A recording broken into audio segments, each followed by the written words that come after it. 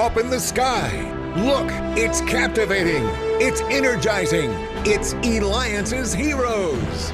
Eliances is the destination for entrepreneurs, investors, CEOs, inventors, leaders, celebrities, and startups, where our heroes in business align.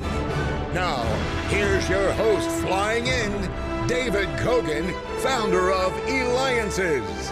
Heroes, heroes, heroes. They're everywhere. These are ones that are creating companies, expanding companies, building the community. And again, as each and every week, David Cogan with Eliances. It's just about these amazing heroes making a difference. Today's lineup, let me tell you later on who's going to be coming on before I introduce our first hero. We have the president and COO of Isagenix, a billion-dollar global health and wellness company, Travis Ogden. Later on, we have the founder of Benny Plates. Wait till you hear what he is doing and the story of how he got to where he is, Chris Faddis. And we'll be ending the show with, well, I think he's the lawyer of lawyers because he's the president of the Federal Bar Association. I mean, Judge Michael Newman. Does it get any higher than that? I don't know. But let's go ahead and let's start off with our first hero. Drum roll, please.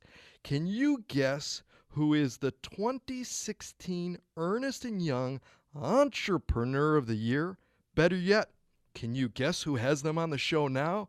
Eliances Heroes, of course. We have the CEO and founder, BetterSkills.com. They provide intelligent workforce analytics and integrated talent development. Tanya Bakalov. Tanya, let me first ask you, how and where were you when you found out you won such a distinction as the E&Y Entrepreneur of the Year Award? Hi, David. Well, first of all, I'm honored to be on your show, and thank you for having me. It was an honor as well to receive the E&Y Entrepreneur of the Year Award. I think I was in the office, and I started jumping, and then I went out at lunch, and I bought a bottle of champagne, and we celebrated at the office. So it was a very special moment in my career. I mean, that's huge. And how many people apply and try to get it? I mean, you've beat out so many people and done so much. Sir Richard Branson, by the way, who we also had on the Eliances radio show recently, said, quote, "Train people well enough so they can leave. Treat them well enough so they don't. If you look after your staff, they'll look after your customers." Explain what this quote means to your business and how companies can use your services to engage their employees. He couldn't have said it any better. And I think the companies that are shifting their focus to a more employee-centric business model and treating the employee experience as a customer experience will be the more successful companies in the future. Because if you're not treating your employees right, you can't expect them to treat your customers right. So it's a circle, and that circle has to be maintained. So our focus and our mission is very simple. It's to help organizations grow, develop, and retain their talent.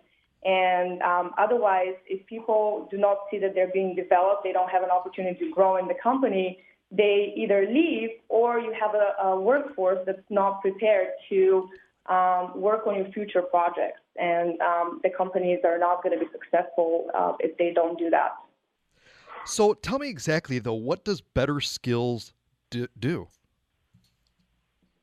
So what we do is we track and manage the employees' learning continuing and ongoing training, and we have a way to promote, encourage, and allow managers and leaders insight into what the strengths and the possible development opportunities are for their employees.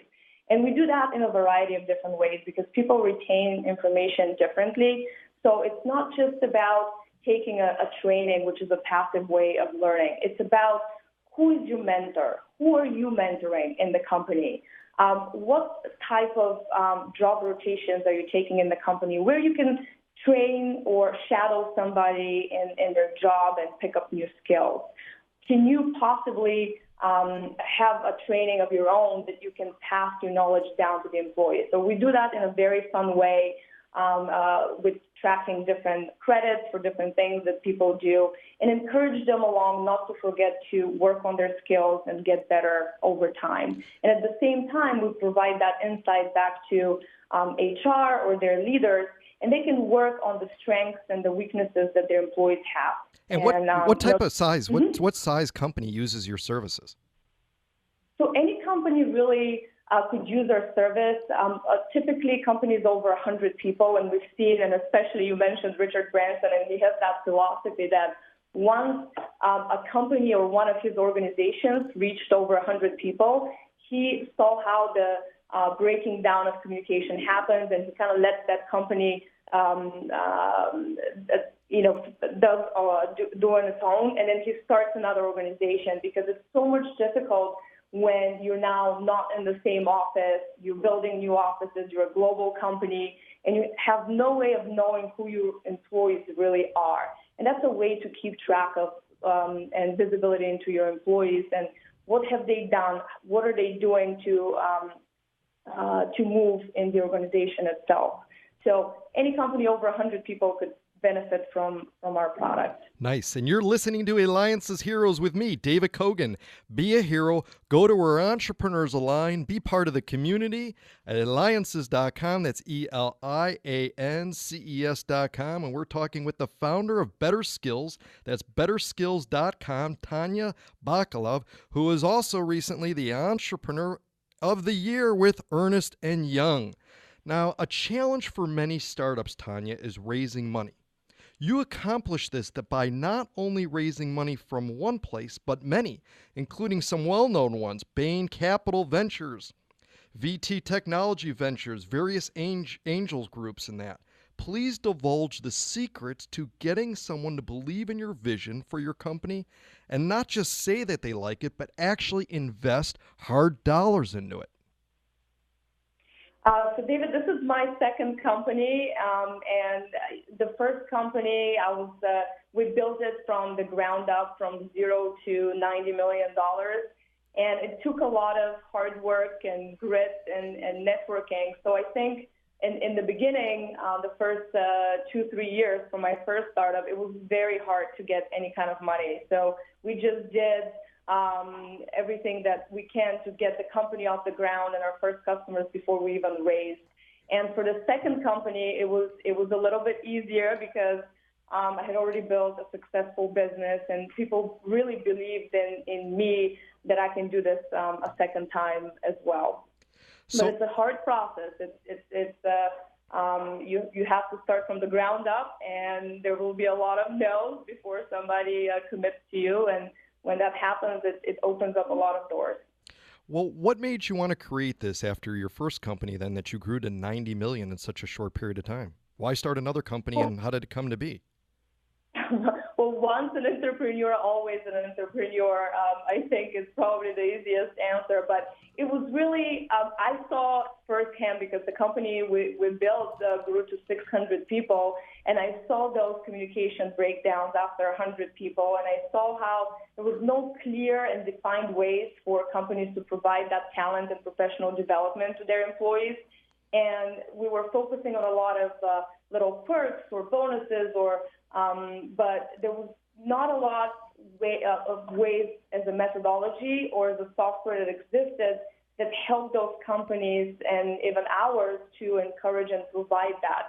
And I really saw that employees that were the lifelong learner employees were the ones that did an amazing job at the companies, the people that wanted to learn quickly, the people that were always looking for what course should I take, who is my mentor, can I go try somebody else's job and see if I can help in that way and not being stuck in that silo. And I said, well, what better way to do something but really take everything that I've learned and apply it to this new business. Now, you're also from Bulgaria. You went to the university in Bulgaria. What tips do you have for people, particularly let's talk about children that immigrate to the United States who dream of starting their own company? And again, we've only got about 1 minute left. It's all about grit. I mean, there's a lot of unknowns. I came to the U.S. when I was 18. I actually went to the University of Delaware, and I didn't know anybody, anything. And it was so much easier to start the company because I was already used to sort of working in this unknown world where I had to learn things quickly. And you just have a goalpost, and you just move it every time, and you keep going.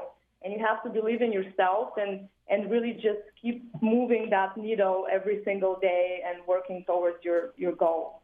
And it can happen. It happened to me. Well, that's right. Believe in yourself. Tanya, you provide the insight and path that helps companies grow and develop their workforce so they can be more effective in the marketplace.